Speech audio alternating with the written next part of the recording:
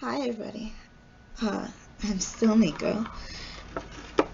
I wanted to come on and give you guys the scoop. And the big scoop is that there is no scoop. We're into week 4 of construction and they have done nothing. They have not picked up any tools since they did the wall behind the radiator in my bedroom and the windows. And so I am still sleeping in my living room, and I totally get it. Everyone that comes over here and hangs out in my house tends to fall asleep on the chaise lounger or on my couch, and yeah, my furniture is really comfy. I get it. I understand why people just sit here and pass out for a couple of days at a time. I get it. I do. It's kind of messed up. um, Outside of that, uh, I don't know. I've just been thinking a lot. Sorry. I've been thinking a lot, and I've been trying to figure out a way to get back into writing silenced voices, because even though right now Me Too and what's the other one? Listen and Believe, and God, there was the other one. Anyway, once those movements are kind of coming to an end because they're finding that there are a lot of people who lie. I don't know why they didn't look at this to begin with. When I was a kid in high school and we all had our troubled pasts or whatever, and we sat down to talk and get drunk together in high school, we sat down, and some of us, when we told our stories of what happened to us and why we were out on the street, you could tell it was true. And you can see that we weren't looking for sympathy, we were just looking for a place to crash and some people to drink with. But then there were those who, I guess, wanted to fit in, and so they made up their stories or made up similar stories to the ones they had just heard. And but there was always that faction of people who were just like, well, I want to be just like you, and so they tell stories just so they can fit in. We've always had that. And still till this day, I know people who like Amber Heard, who pretend to be something they're not and go and speak at rallies as a member of that part of society who had been downtrodden, I guess, and they are speaking as our champion, and they're full of it, you know. But then on the entirely opposite side of the spectrum, you have people like me who just don't want to talk about it anymore. I don't want to talk about it. I don't want to think about it. I just want to fucking forget that it ever happened. You know what I mean? And you'll find that most survivors are very much like that. Most real survivors are very much like that because we've already pushed on past that.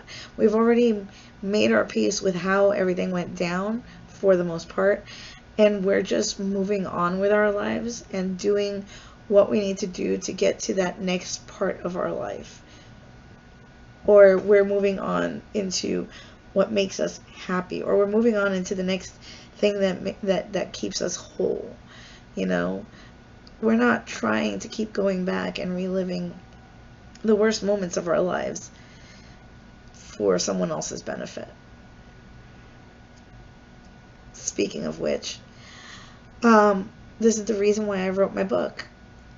I just got a copy of it. It's in my room. I wrote my book because, not because my story is so unique. It's not. I wrote my story because there are so many of us who went through the same things, similar things, and it was dealt with in similar ways. And all of us kind of became similar people in similar ways and similar types of things that would happen to us. And so it's not an incredibly unique story. It is written in a unique manner because I speak in a certain way, and so I write in that way, and people reading it might not fully understand. I use my 25-cent words sometimes, and I ooze sarcasm. Can't help it, I just do. But I also, and I really, there should be a disclaimer on my book that says uses compound curse words. I grew up around people who are very streetwise, people who are in gangs. You know, these are people who, like,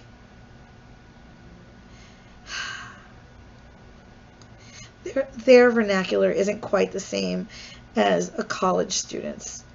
And yet I have both, and they have blended somehow, and it has become my personal language. So it is my voice, and that voice is a rather unique voice only because I have those two worlds blended within me.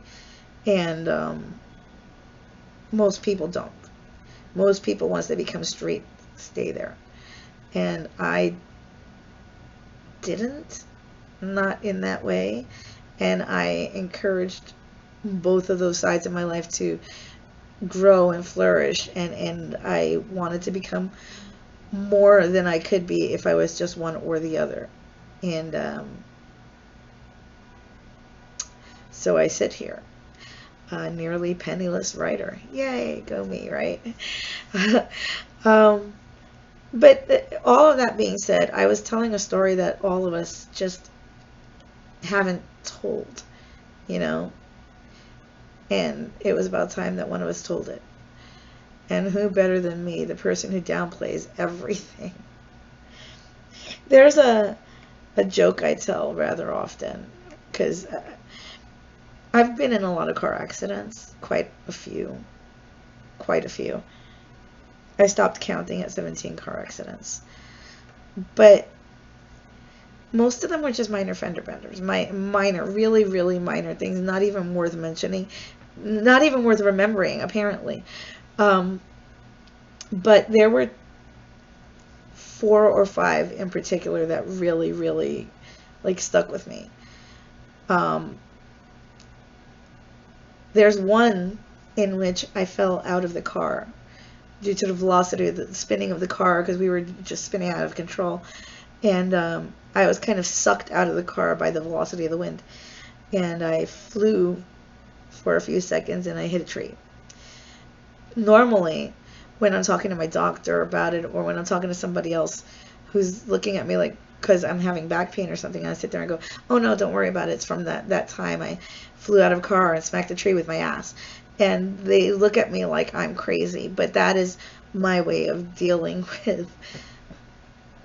It's such a traumatizing moment in my life, you know, like I thought when I hit that tree, I thought, oh my God, this is what death feels like.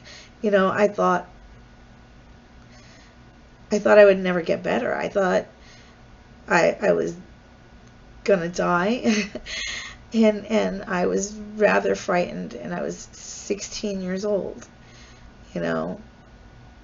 But I was also an idiot with a God complex who decided that I didn't need to wear seat belts despite how many times I'd already been in car accidents.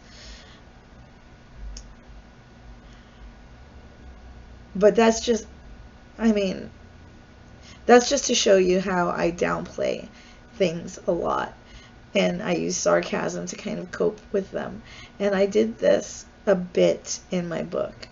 And so if you do pick up the book, FTW by N. Sloan Prosper, on Amazon. If you do pick up my book and you do start reading it, I apologize if you begin to hear it in my voice, because you won't be the first person who has. But I can assure you that anything, if you start thinking, oh, this is probably sarcastic, it's very highly likely, yes, it probably is. Oh, man. Okay, we covered the lack of construction. We covered my book, which I wasn't planning on poking at you guys about today, but I did anyway, and so yay, productivity, yeah. I actually just wanted to come on here and let you guys know I'm still alive. I'm just not doing very much of anything right now except arguing with the landlord and the superintendent. Superintendent doesn't have a work order saying he has to do my floors, and the landlord is all like, oh, you want your floors done? Huh. And so that's where we're at. And yeah, it's been fun times. Right. So on that note, I'm going to